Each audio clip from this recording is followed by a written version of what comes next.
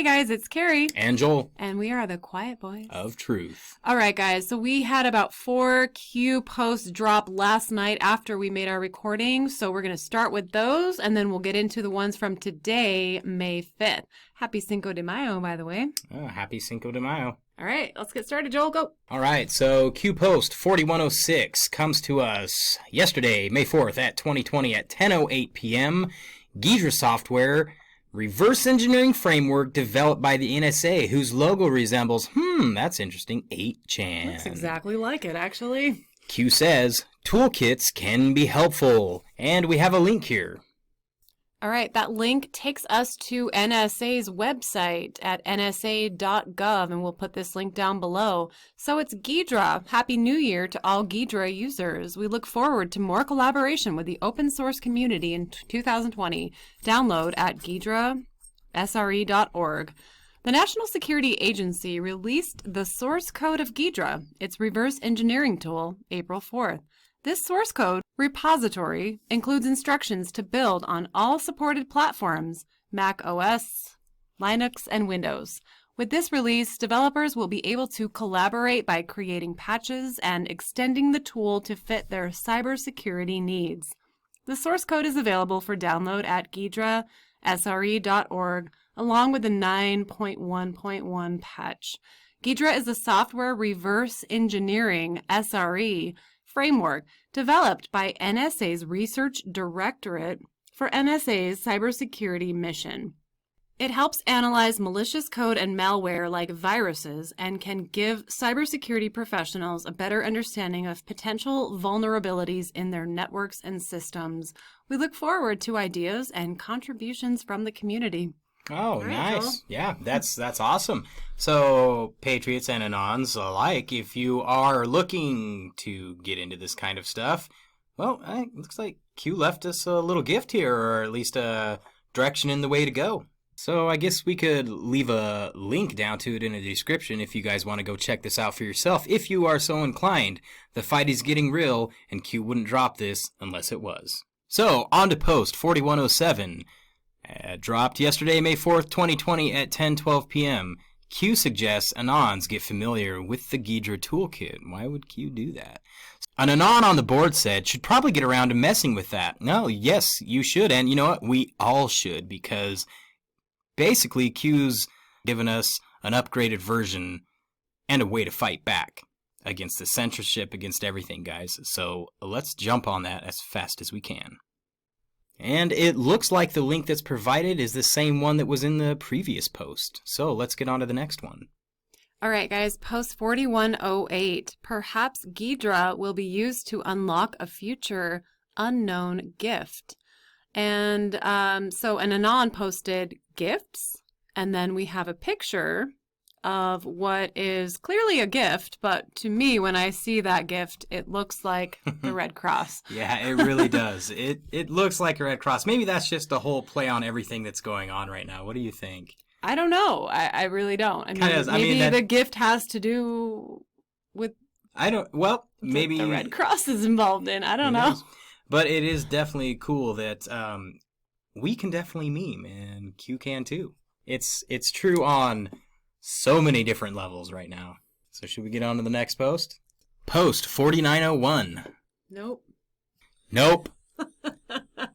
Post 4109.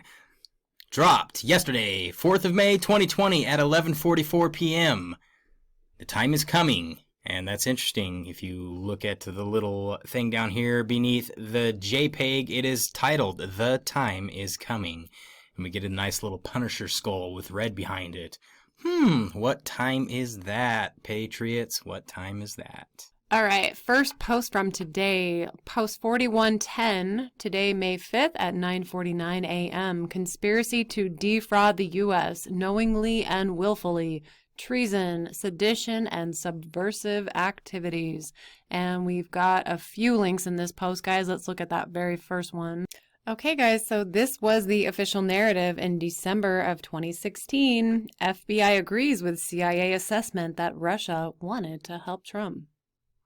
Two U.S. intelligence officials have confirmed to NBC News that FBI Director James Comey and Director of National Intelligence James Clapper agree with a CIA assessment that Russia intervened in the 2016 election in part to help Donald Trump win the presidency. The officials said electing Trump was only part of what Russia was trying to accomplish.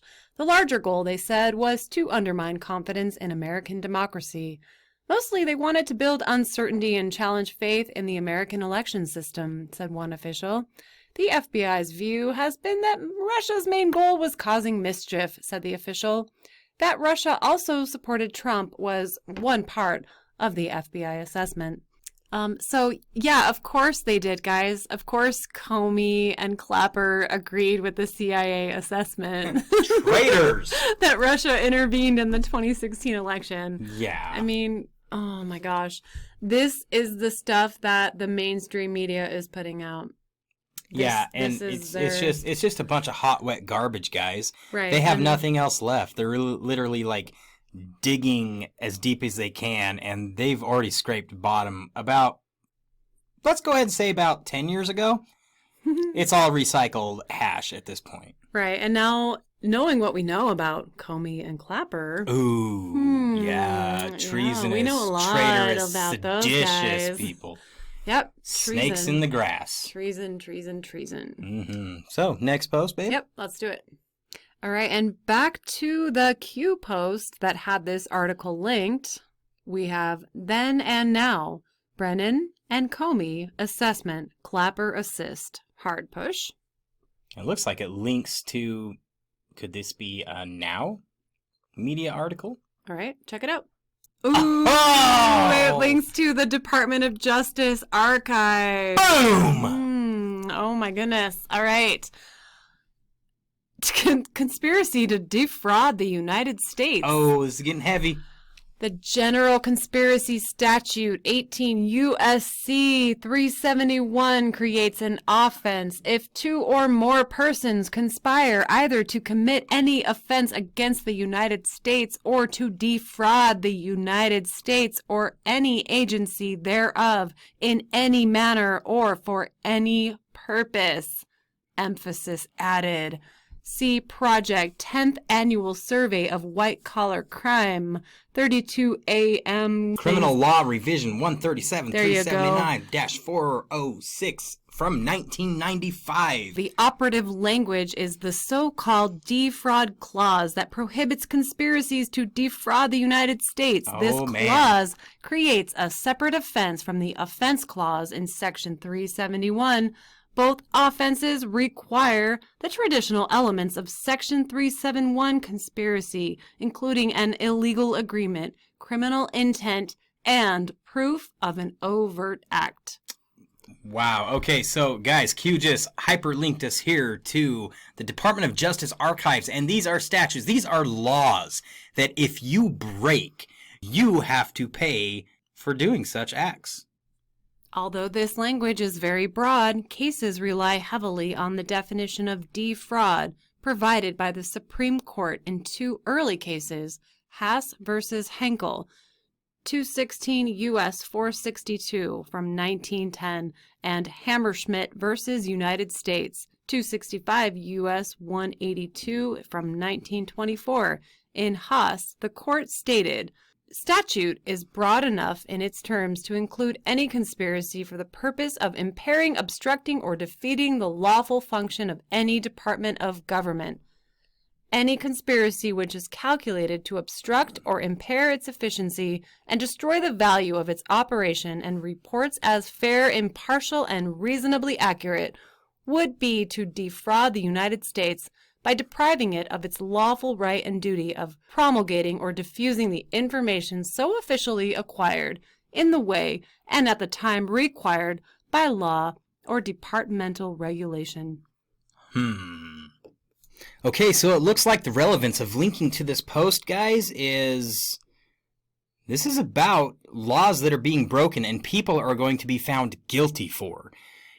Now, the thing that's interesting is when military tribunals start happening, they go by the book. Yeah, so these are the real conspiracies, guys. Conspiracy to defraud the United States.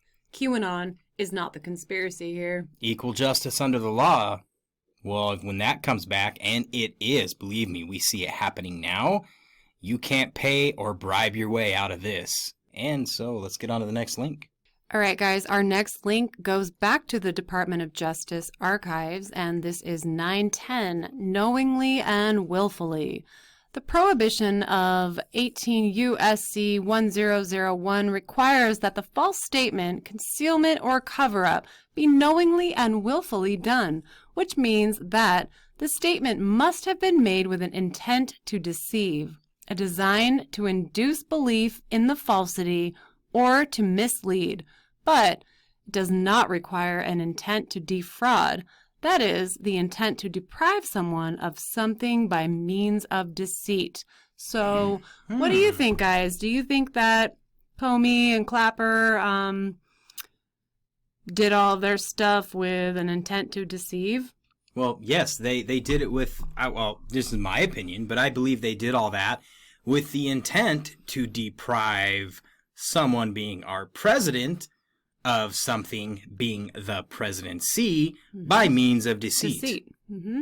I believe that's what happened here, folks. Interesting. We'll put this link in the description, guys. All right, everybody. So our last link for Post 4110 comes from uscode.house.gov. So is this the House of Representatives website about dealing with treason, sedition, and subversive activities? Sure looks like it. House.gov. So let's just read what it says. 2381 covering treason. Whoever, owing allegiance to the United States, levies war against them or adheres to their enemies, giving them aid and comfort within the United States or elsewhere, is guilty of treason and shall suffer death. Or shall be imprisoned not less than 5 years and fined under this title not less than $10,000 and shall be incapable of holding any office under the United States. If people in our government are found guilty of doing treason, guys, they can no longer hold positions in office, could possibly be sentenced to death. Treason is punishable horrible by death. Don't ever be treasonous to your country, no matter what country you live in. There are rules like this all over the world for different countries. However, here in America, these are ours.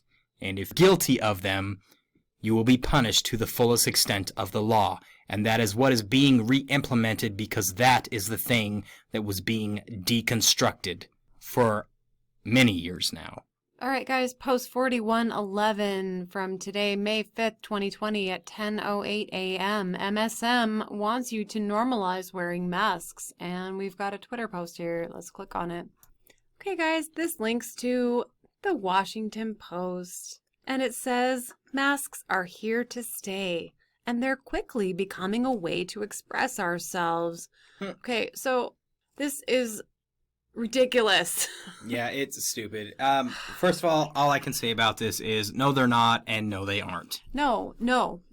I don't wear a mask. I don't wear a mask. You don't wear a mask. Like, okay, I know that some people... I don't wear a mask unless I'm pretending to be a ninja. Some people feel that it's necessary to wear a mask either because they are afraid of getting the coronavirus or because they are afraid of the social backlash from not wearing the mask. But to say that masks are here to stay and they're becoming a way to express ourselves, no, dude. No. I draw the line right there. You're gonna go through the rest of your life wearing a mask. Think about that's think about what that is even saying. Like what wearing a mask implies. It means covering up your identity on more than one level. Yeah, like wearing a mask. All right, guys. Sorry about that, but that last post 4111 about normalizing wearing masks, that one really got to me. I'm going to say it triggered me. I know I don't like to say that things trigger, but yeah, on to post 4112. Facebook removes QAnon groups, pages, and accounts ahead of the 2020 election. Now, why in the world would they want to do that? Let's check out the link. Okay, so here's the first part of Facebook's article. We're constantly working to find and stop coordinated campaigns that seek to manipulate public debate across our apps. In 2019 alone, we took down over 50 networks worldwide for engaging in coordinated inauthentic behavior, CIB, including ahead of major democratic elections. These efforts are led by a cross-disciplinary team focused on finding and disrupting both the most sophisticated influence operations aimed to manipulate public debate, as well as high-volume inauthentic behaviors like spam and fake engagement. Over the past several years, our team has grown to over 200 people with expertise ranging from open source research to threat investigation, cybersecurity, law enforcement and national security, investigative journalism, engineering, product development, data science, and academic studies in disinformation. So basically what I'm gathering here, correct me if I'm wrong, Joel, but what I'm seeing is that Facebook is basically removing anything that goes against what they want to be the official narrative. Is that Censorship. what you're saying? Oh, yeah, they're censoring, basically. So here's a quote from the article that is posted on the Q board. We removed 5 pages, 20 Facebook accounts, and 6 groups that originated in the U.S. and focused domestically. Our investigation linked this activity to individuals associated with the QAnon network known to spread fringe conspiracy theories. We found this activity as part of our internal investigations into suspected, coordinated, inauthentic behavior ahead of the 2020 election in the U.S. Information warfare. Q. Post 4113. British Patriot explains meaning of where we go one, we go all. Posted today, May 5th, 2020 at 11:47 a.m. Q posts WWG1WGA. And we have a link to a Twitter account. All right, many have asked who Q is. We are all Q. This is the meaning of where we go one, we go all. All of us patriots who care about our country and don't want to see it destroyed. That is why we must stick together. Who is with me? Hashtag Q Army. Hashtag where we go one, we go all worldwide. Hashtag QAnon worldwide. This comes courtesy of QAnon Army, Bridge Division. Hashtag where we go when we go all at 100 Brexit. You have been queued. Okay, guys, post 4114 today, May 5th at 1:24 p.m. Evidence that SARS-CoV-2, the virus strain that causes COVID-19 illness, was engineered. And we've got a link to pubmed.ncbi.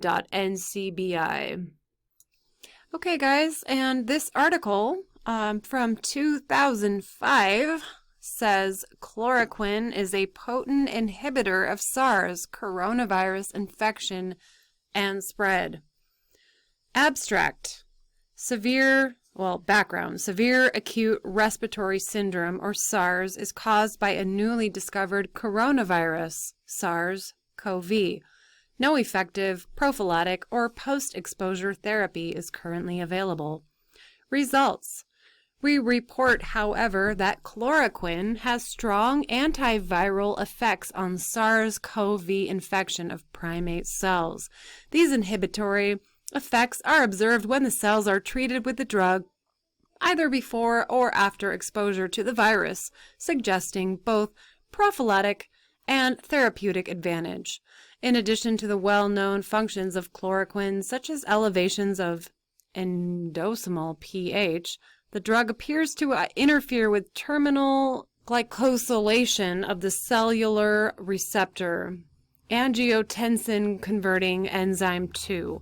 This may negatively influence the virus receptor binding and abrogate the infection, with further ramifications by the elevation of vesicular pH, resulting in the inhibition of infection and spread of SARS-CoV at clinically admissible concentrations. The main point being, guys, chloroquine is effective in preventing the spread of SARS-CoV in cell culture. Oh, so that means it kills it? Chloroquine kills coronavirus. Oh. Okay, guys, that next link goes to The Lancet, and this is a long medical journal article. I'm just going to read the very first part, the summary and background, and you guys can look it up if you want to read more. So, background: in late December 2019, patients presenting with viral pneumonia due to an unidentified microbial agent were reported in Wuhan, China. A novel coronavirus was subsequently identified as the causative pathogen, provisionally named 2019 Novel Coronavirus 2019 nCoV.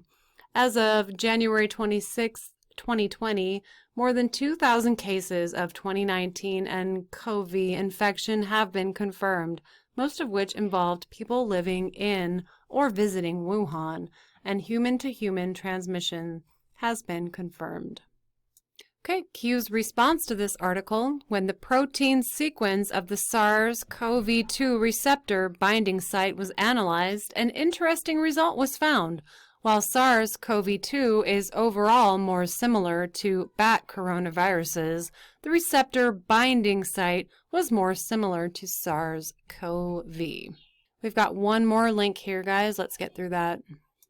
Okay, guys, so this article is a whole lot of medical jargon, so I am just going to read the first sentence and the last sentence.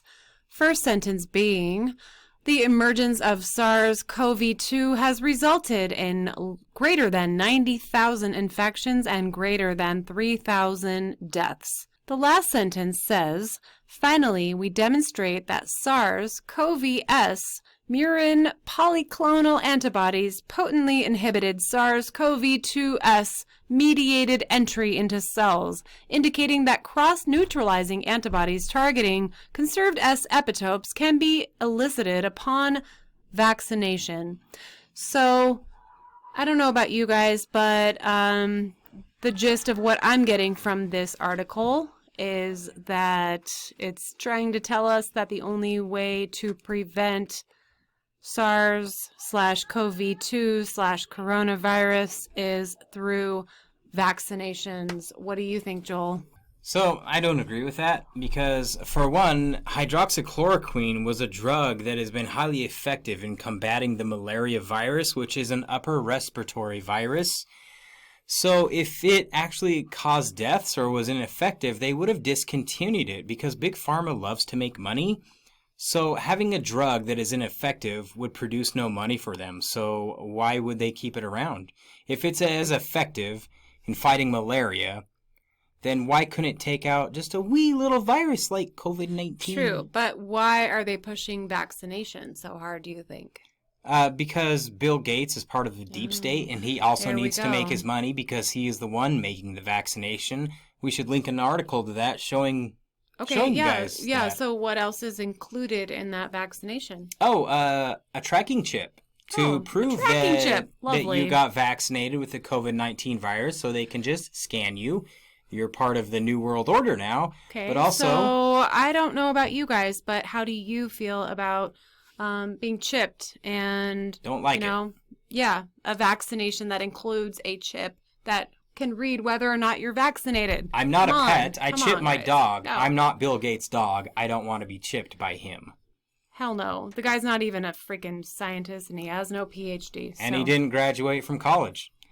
So there you go. And Bill Nye is not a scientist. No, Bill Nye is the science guy, not He's a the science popularizer, just like Neil deGrasse Tyson.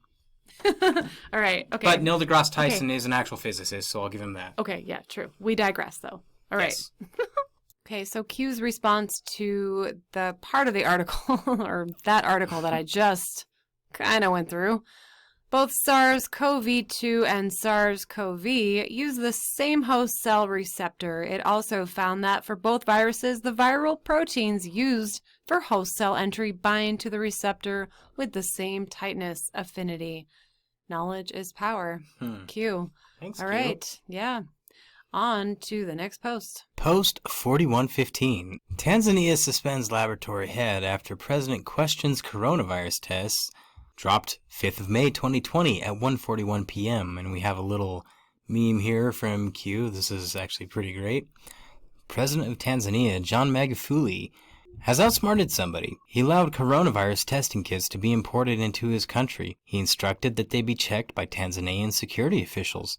They tested non-human samples, including a goat and a pawpaw, or fruit. The tests were given names and ages as they were sent off for results. So they named this goat and this fruit. They gave him human names and ages. They tested positive. A fruit, a goat. President Magufuli said, "Something is happening."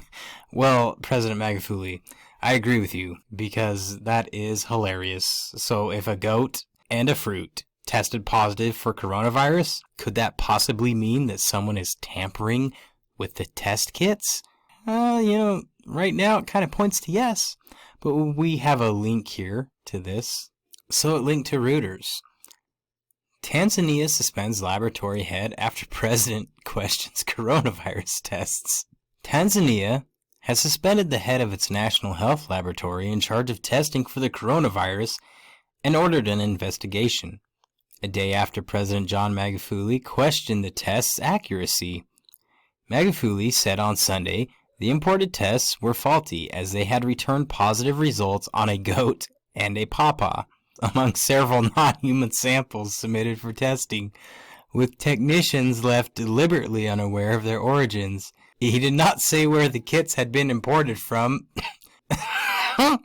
or why the authorities had been suspicious of the results. Catherine Sungura, acting head of communications at the Ministry of Health, said in a statement on Monday the director of the laboratory and its quality assurance manager had been immediately suspended to pave way for the investigation. Sungura said a 10-person committee had been formed to investigate. Sungura said a 10-person committee had been formed to investigate the laboratory's operations, including its process of collecting and testing samples. On Sunday, Magufuli also fired the head of the government medical stores department, which is in charge of distributing medical supplies and equipment to government hospitals, but gave no reason. As of Monday, Tanzania has recorded 480 cases of COVID-19 and 18 deaths, according to a Reuters tally based on government and World Health Organization data. Unlike most other African countries, Tanzania sometimes goes for days without offering updates, with the last bulletin on cases on Wednesday. COVID-19 infections and fatalities reported across Africa have been relatively low compared with the United States, parts of Asia, and Europe. But Africa also has extremely low levels of testing, with rates of around 500 million per people. In neighboring Kenya... Per million people. 500 per million people.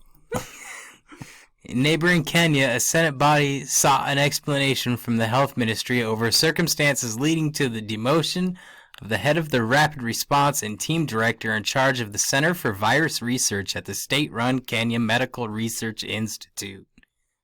In relation to the above, the committee observes that the timing of the dismissal is wrong, as it is likely to have a significant impact on the morale and motivation of the various staff that were working under him. The Senate Ad Hoc Committee on the COVID-19 situation in Kenya said in a report on April 28th. So, guys, all I'm saying is they tested a goat and a fruit, and they were both positive for COVID-19, your beloved coronavirus, or your family's beloved coronavirus. Some of those test kits, there's something janky going on with them, so Definitely look into it. Janky, guys. Wow. Definitely. And Q said enjoy the show. They really meant enjoy the show. So, all Q says is sometimes you can't tell the public the truth. You must show them, Q. Well, thanks, Q. That was actually a good laugh, and...